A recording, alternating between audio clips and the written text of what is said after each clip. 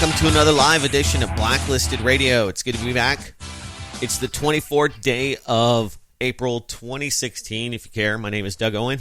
I am your host. I am the senior editor of blacklistednews.com, and I am excited to be here. You can join me live at blacklistedradio.com. That is the website dedicated to the show, and we have an interactive chat room. You can follow me on Twitter. You can tweet during the show to me. Check that out at BLN Radio. That's the handle. You can also text the show. It's a fun way to interact, and it's anonymous other than Google knowing that you text the show, and we read those too. So 512-222-3067. Handy dandy free little service if you need a place to store messages. Google Voice. Just remember, it's Google. So anything that you say can and will be used against you by the Ministry of Truth. All right, that's just the internet today. Not to sidebar the whole show, because I do have some things I want to talk about, like what's happening in Ukraine that nobody's talking about in the mainstream media. A little bit of politics, Polytics, if you will. We definitely have some interesting propaganda and geopolitical posturing happening with the 28 pages. Some people are calling it a psyop. It's nothing that we haven't already known about when it comes to the 28 pages. If you're not familiar, I'm talking about the so-called, some have seen, censored top secret papers that you have to be a senator basically to see, or somebody in top level government, and you cannot comment on them. You have to sign a national security letter to see these pages.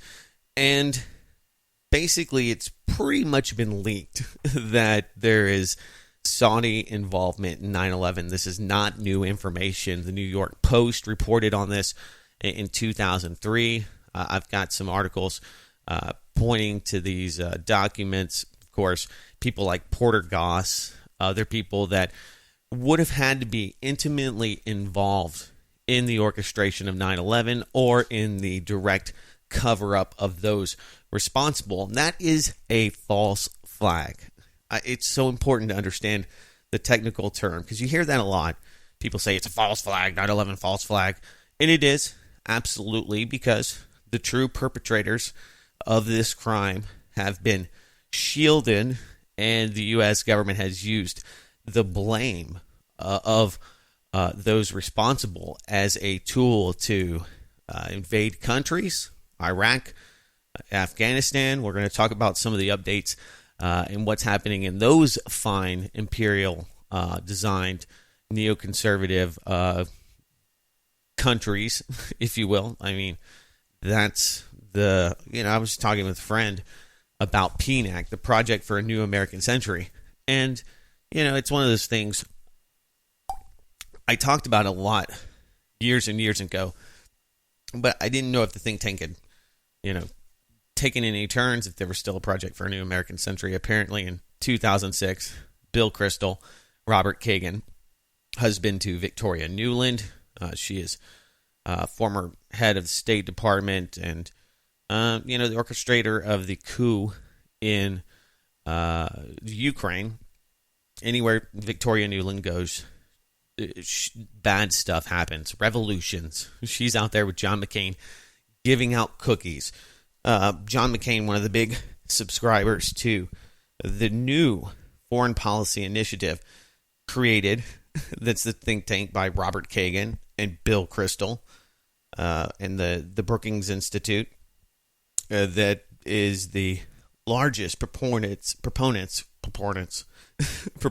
of war, the academic call for interventionism. I mean, they're I was just reading their Wikipedia page because I wanted to become refreshed, and you have to do that from time to time.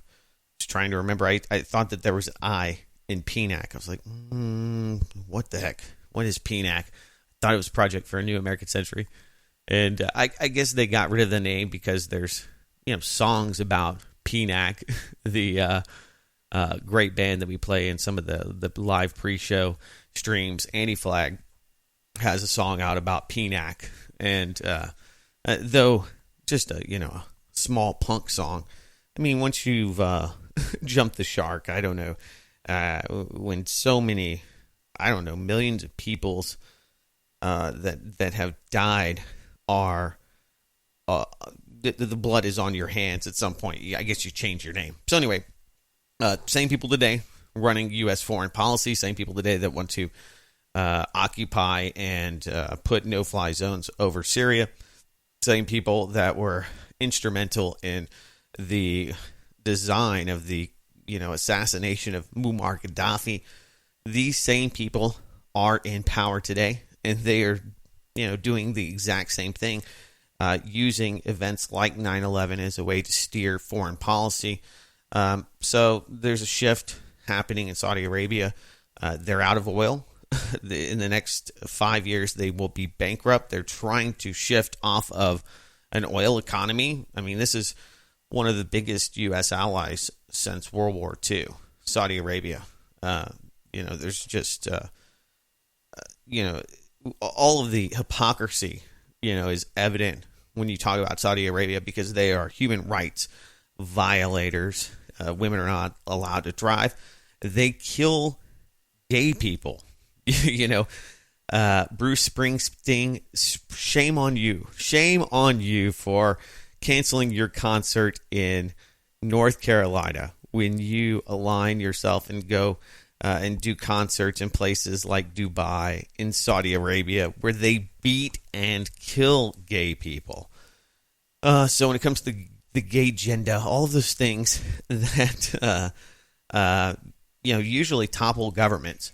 The U.S. uses our culture and a model of capitalism, interventionism, globalism to integrate economies, and that's what they're trying to do right now with Saudi Arabia. They've done pretty ineffectively and poorly in other places. Case in point, just to sidebar one more time for fun's sake, story we have to get to: how the U.S. blew millions of dollars airlifting Kashmir goats to Afghanistan. Beautiful goats.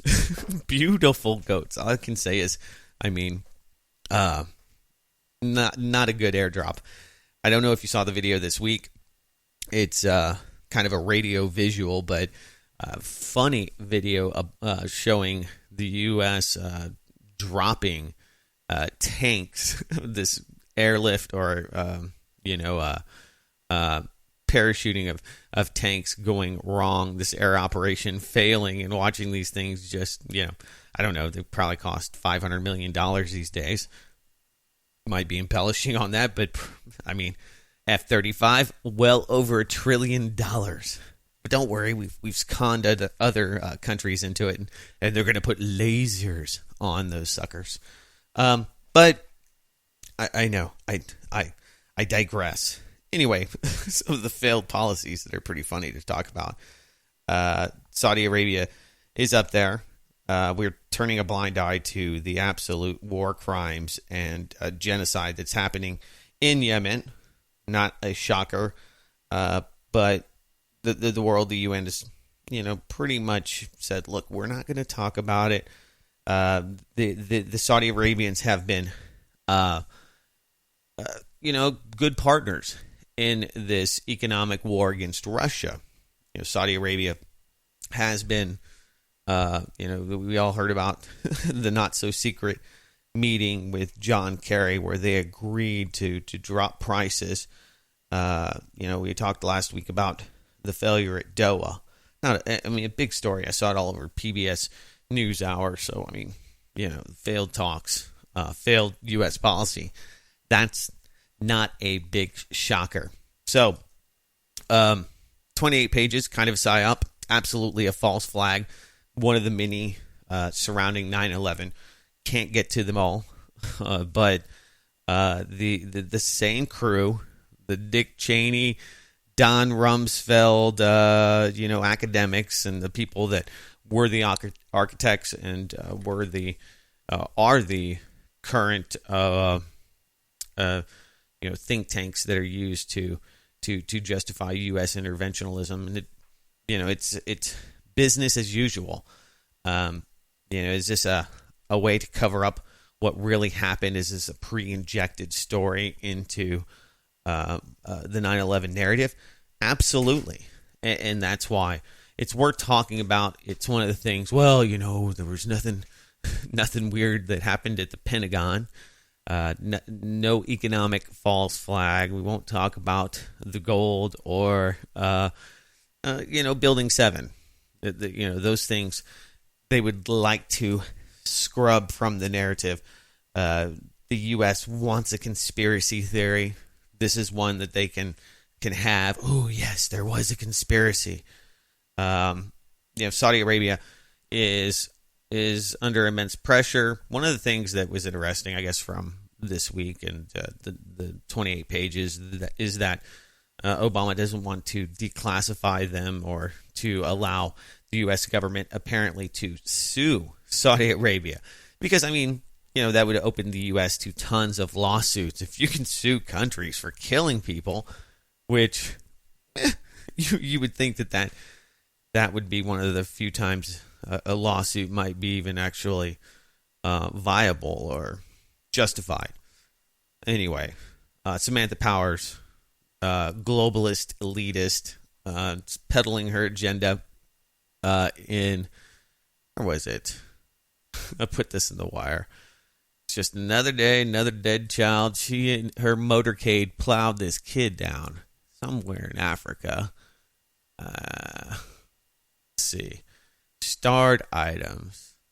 Oh, I guess I could just put her in the aggregator. Samantha Powers. Hold on. I know this is great radio, but I want to talk about it. Search all items. Yeah. No. Anyway, I'm sure if I put it into Google. Anyway, she they're saying, maybe we'll give some compensation to the kid that the motorcade rolled right through. No big deal. A lot of people die around these politicians. Motorcade in Dallas about 18 months ago for Hillary Clinton. One of the motorcycle cops died. You realized all that orchestration just to move a person into a city for a speech ends up killing some people. And, I was talking with a good friend. We were talking about PNAC, and I mentioned that, the aforementioned Project for a New American Century. And we were just talking about government in general and the idea of narco-terrorism and basically how the government creates these boogeymen and convenient criminal enterprises through the CIA. They've been doing this for years, over and over again, supporting horrible despot dictators. Pinochet comes to mind. We talk about the bombing in Cambodia. We've really talked about kind of the transition to the deep state. And I watched a documentary recently. Some of you have as well, I'm sure, on PBS about the extraction of personnel from the embassy in the city of Saigon during the recapture and falling of South Vietnam to the North Vietnamese. It was pretty brutal. They came right back in. Well, no doubt we had to set the table with the U.S. shouldn't have been there. We shouldn't have interjected ourselves. We shouldn't have created another false flag, and LBJ should not have taken us to war. JFK probably would have pulled us out. But this situation as it was in 1976 when the American Congress was being asked for more money to fight the North Vietnamese. This is, post-Church Commission. This is, a Congress that really wanted to hold Henry Kissinger and Gerald Ford, responsible and, giving them no money. And you see kind of at that time really a great documentary. Actually, a book to read is the Safari Boys. And it's a story of Henry Kissinger and how during the Church Commission, when Congress was basically looking at everything the CIA was doing. That's when we saw, the assassination, the heart attack gun. Pretty rudimentary and antiquated, considering the technology we have today. But basically, the CIA had guns to give people heart attacks. Maybe pretty passé today, but anyway, that they were under heavy scrutiny, and so secret corporations that the CIA had set up using black budget funds were used to fund covert operations, and some overt as well, in the fight against the Russians and communism in general. I mean, a lot of the problems that we see in the Middle East was that, we wanted to, control the Middle East primarily, not just for our own self-interest and economic and oil interest, but also as a way to control Russia. And, if that's the mindset, the bombing in Cambodia, those North Vietnamese just kept going back over there, and the Cambodians were, kind of playing us and saying, well, we're not going to do anything about that, but no, you can't bomb. And then, hundreds of thousands of innocent civilians get secretly bombed by Henry Kissinger. If the job is, in your mind, to stop the spread of communism, at what point do you stop? At what point do you become a war criminal or a hero? It really depends on how history judges these people. It's some Genghis Khan now, thousands of years later, seems like, a pretty progressive guy because he brought the European and Chinese cultures together. He broke down those walls. He brought gunpowder to Europe. I mean, that was a big deal. that was a cultural and physical barrier that had never been broken. So when you look at things in context, in the way academics and people like Robert Kagan, the neoconservatives and others, in their mind, it's for a broader, stronger USA and franchising and branding and bringing that U.S. dollar to countries to expand the Western reach and Western influence. It's a way to stop communism. And under their system, at some point, it becomes less brutal, less cruel, and less, corrupt, regardless of what you think about, Russia or any of these other countries. I mean, even powerful billionaires can go to jail. Jeffrey Epstein, pretty interesting guy. We've talked about him several times on the show. And I was listening to a clip of Trump. Unfortunately, I just don't have it in front of me, but I guess I could get producer Ken to actually cue that up for me. But no worries. It's just Donald Trump during one of the debates mentioning Hillary Clinton and her husband Bill. And he said that he has an island, I quote, island problem. He's got a big problem, and his buddy Jeffrey Epstein will definitely bring up some questions. And Jeffrey Epstein, billionaire, banker, Jewish, course, had a private Virgin Island where he basically had prostitutes, underage prostitutes, and has had sex slaves. Bill Clinton privately met with Mr. Epstein on his island 10 times. So, yeah, Bill Clinton, sex slaves, underage girls. Is it really shocking today? I don't know. Maybe it's not. It should be. It's Blacklisted Radio. More on the other side. Don't go anywhere.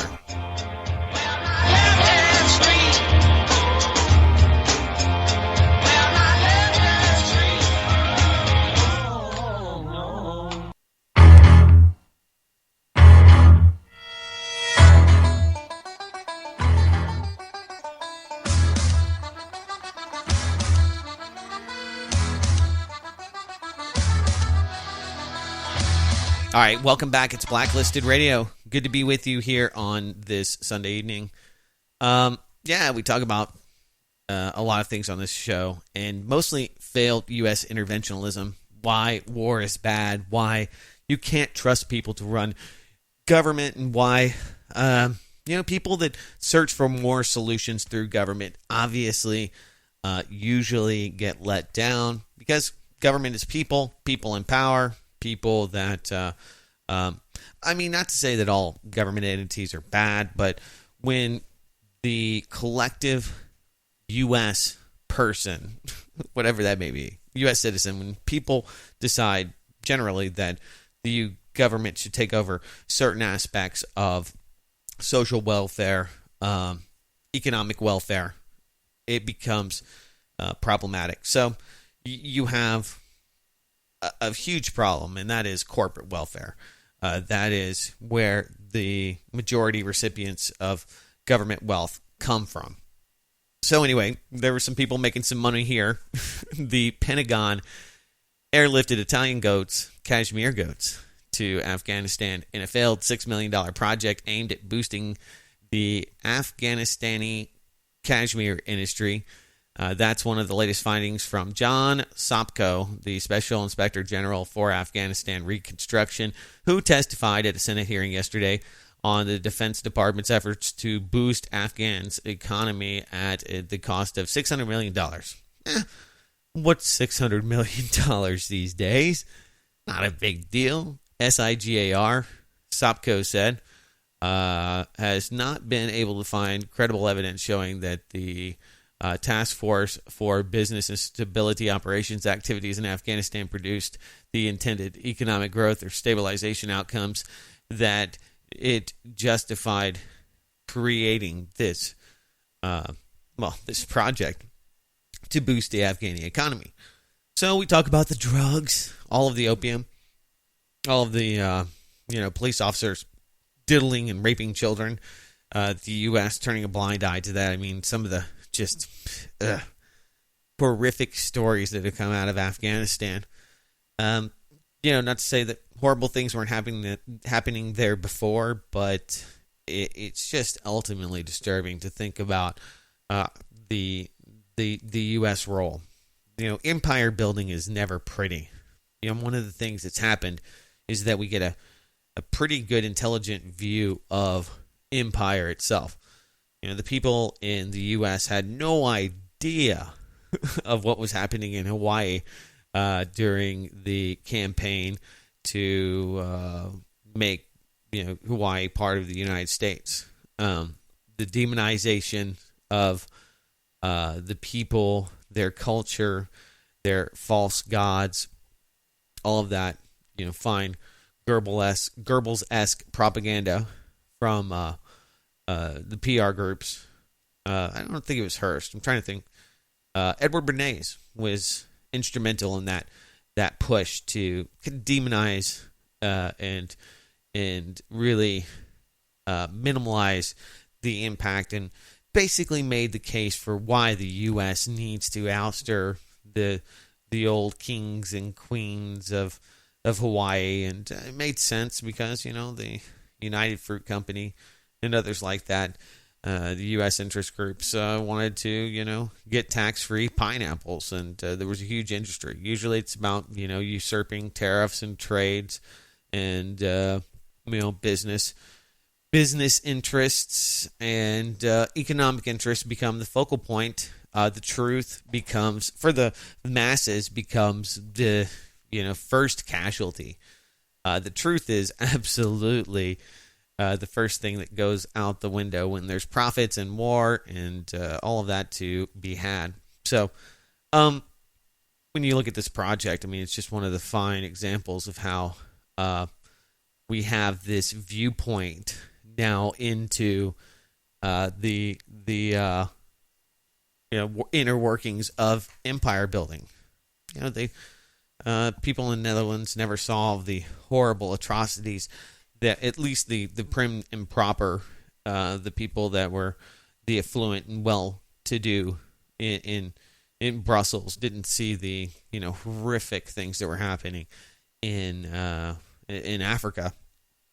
So the reality, I think for a lot of people is it's still just as hard to accept what it is to build empire, and that's why we scrutinize it, and because it is absolutely atrocious. And I think that we have become civilized, for better or worse, in many ways for the better, but in that I think people have also become domesticated. There's a huge difference in that.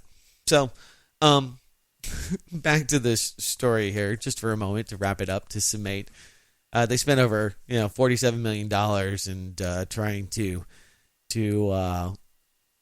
create Silicon Valley type startups in these incubators, coming up with all sorts of ways to sell knotted Afghan carpets.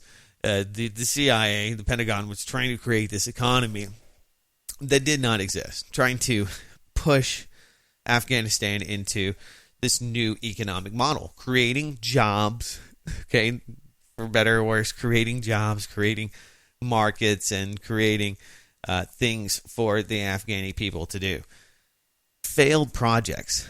The average taxpayer is not going to sign on for paying for the redistribution, for this investment in empire, at least not knowingly. And that's what we always come back to, or at least that's what I come back to, is that people wouldn't pay for it. So the government says, well, we need to do this. It's good for everyone. And that is completely debatable. It's not good for most people. Centralized power and bad decisions from people in Washington, D.C., rather than, in Afghanistan, make really piss-poor decisions for those people. I mean, if anything, this show has been a pedestal for stories that highlight how bad things have happened, and how most of these failed attempts at creating the a not failed state with U.S. backed allies. I mean, that is why I think that the U.S. is so desperate, because empire is failing. We cannot do it the same way. The old playbook doesn't work any longer, and that is what the Project for a New American Century was noting, is that we do have a new world order. The U.S. with global communications and all of the things that we have now at our disposal, for better or worse. I mean, the internet's awesome. We can talk with one another. We can do this radio show for relatively no money. I mean, it does cost money. Let me back up. It does actually cost quite a bit of money, but relatively easily, and more people have access to when you look at all the infrastructure and technology that goes into producing something, but how that is readily available to people, that is what's amazing. And for a pretty reasonable price, anybody out there can pursue their passion for knowledge, and that is pretty amazing. This is something that's completely different and has revolutionized the way we perceive the world around us. I think a lot of people were just ignorant as to how horrific and bloody and quite evil human history has been up until this point. Still, we have lots of evil and horrible things that are happening on planet Earth today. We do still have violence, but those things are not going to be eliminated. Just like with any intelligence agency, you're only going to have so many people that are good, and very few people that would not take advantage of their positions or become corrupted. Because you can take an average 100 people anywhere, and you're going to find people that take advantage of their position, take advantage of their job. I know people that if they could get away with drinking at work at lunch, they absolutely would. That's just the way it is. And they're good people. They're really nice people, friends of mine. Good buddy of mine would, he's like, oh, I wish we could just have margaritas right now. And usually I think about that. I'm like, nah, it seems like a good idea, but probably would not be for the rest of the afternoon trying to, get that last 4 or 5 hours out. But if you're in a position where you can day drink and you can get away with that, when you can pocket money without or be on an inside track to know what's happening and be able to profit from it, most people would do it to a certain extent, especially if they could justify it in their own minds. Why do I say this? I say this because, when I hear people talking about, the perfect government and the Venus Project and the Zeitgeist Project and all these other, seemingly reasonable things that are well-intentioned, that are utopic government, I just think, okay, as long as you have people that are somewhat involved, you're going to have a certain level of corruption. Maybe this is a case in point, not to diminish what it is, but the Ukraine's new Speaker of Parliament is a neo-Nazi. So much for plausible deniability, while apologists and propagandists for the government in Kiev have tried their best to dismiss concerns about the government's connection to neo-fascist movements. The jig is up undeniably. The new Speaker of the Ukrainian Parliament, Andriy Parubi, I think is how you say his name, is a longtime neo-Nazi activist who was co-founder of the National Socialist Party of Ukraine. So, funny. Most people think of neo-Nazis and white supremacists and the Christian right in one demographic because maybe it's because the Southern Poverty Law Center tells them to be afraid of these groups. But usually the fascists are socialists. They want that interwoven, government kind of Bernie Sanders utopia. Not to diminish Bernie Sanders, he's the only person that's running that is truly anti-establishment. Trump is definitely a dark horse, and we don't know what he would do necessarily. He's a persona and self-funded, but he's the only different person out there that really does hate the banks. I think genuinely hates the banks. When you hear him talk about Wall Street, he genuinely hates it. I think he would do everything he could to stymie those interests. I mean, Hillary Clinton and better than neo-Nazis running the Ukrainian government. I mean, we talked last week. Rumors of Yahtzee. The Nazi Yanukovych, what's his name? They're from Ukraine. All of these characters kind of intertwined in my mind. Yats, he's the Victoria Nuland installed prime minister. There's been a lot of rumors about him leaving Ukraine and taking off and whatnot, and a lot of those rumors were untrue. But now he is finally flew the coop. We have a neo-Nazi there. And I guess it's got to probably be pretty hurting to him because, he is Jewish. And this guy, the Speaker of House, has made like a staple of his online commentary and criticism of Yats, because he's, Jewish. So anyway, this is kind of flew the coop.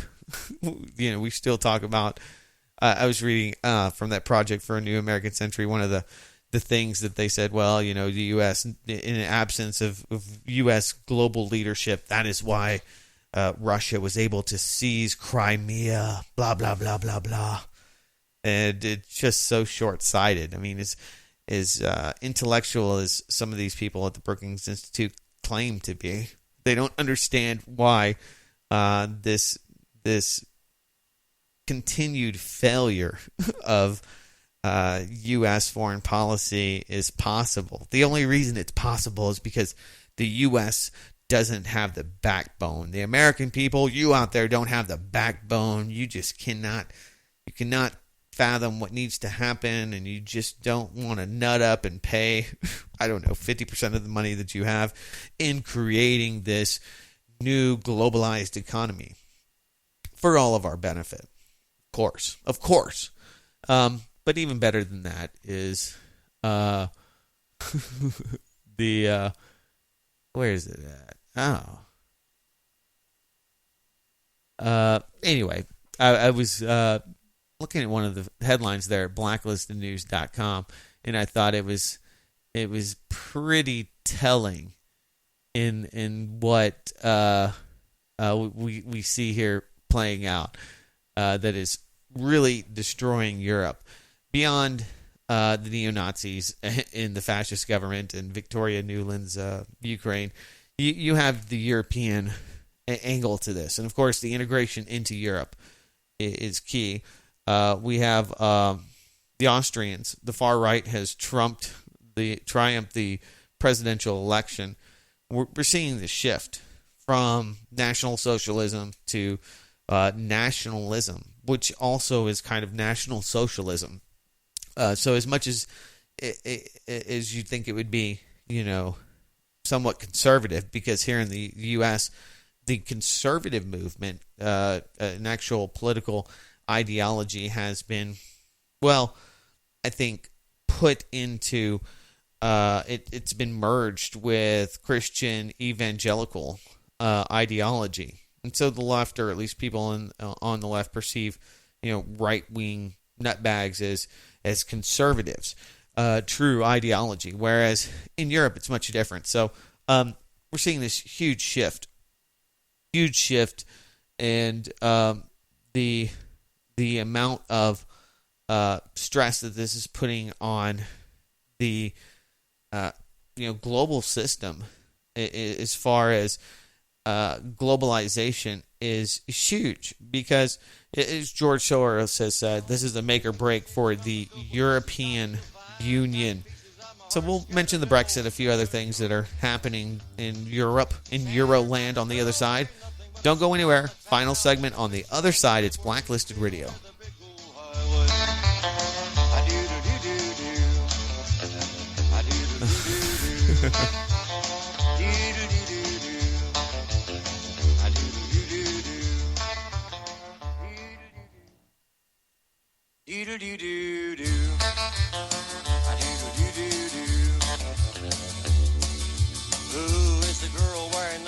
Now, I remember what I was going to get into, and that was that Hillary Clinton's progeny.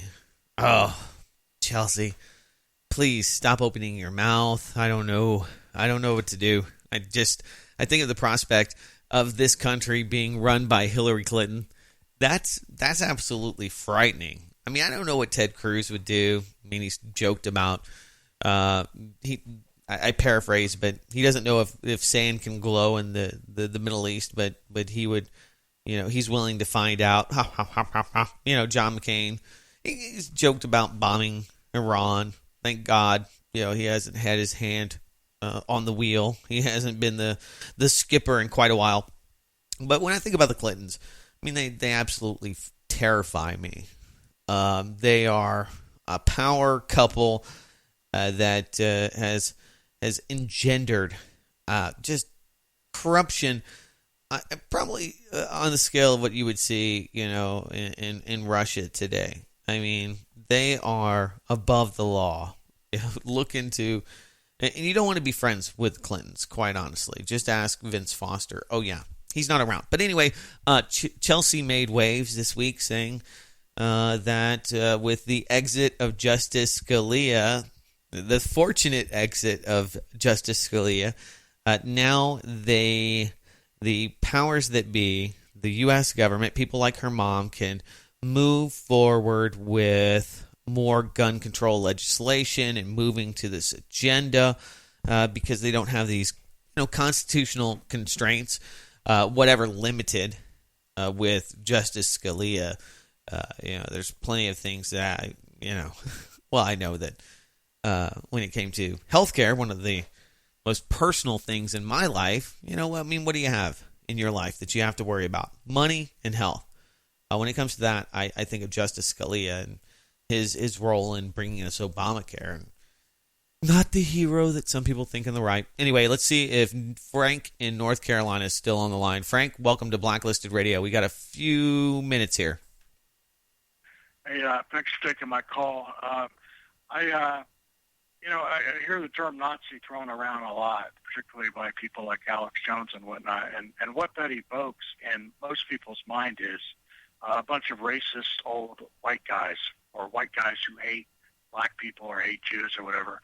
And it's my understanding, and now I have to admit I've not spent the time. I don't have the tools right now to do the detailed research, but I listen to people who I trust, and they would hurt their own credibility if they were in error on this matter. But the people in control of the Ukraine, the prime minister and the guy who's the prime minister who's taking his place, they're all Jewish. Yeah, so I mentioned that. That's why Yats is Jewish. That's why the new Ukrainian prime minister, or no, the speaker, he would constantly chide him for being such. And so that's why he is left, because this guy would actually, hey, Yats is a Jew. He's a Jew. That's why he's doing this. He's controlled by the U.S. And that's a popular platform. And it's okay. So you're saying only one of them is Jewish? My understanding is both of them are Jewish. Well, I don't know who the new guy is. I don't even know if they have somebody. Yeah, he's Jewish. Yeah, he's Jewish well, too. He might very well be, sir. I appreciate the call. We're at the end of the show. Yeah, so they're not all Jewish. Yeah, and a lot of them, they might be Jewish, but they pretend to hate the Jews. It's a popular platform. Look at Hitler. He's a good example of that. Many people, you have the Christian right-wing guys are like, hate the gays, and then they're, gay. So, a lot of self-loathe there. That's politics. Hating yourself and making a popular platform and money out of it. All right, that is a perfect way to end the show. Thank you so much for being part of it. I'll be back next week for another live edition of Blacklisted Radio. Thanks, Frank. Appreciate the call. Till then, everyone, take care.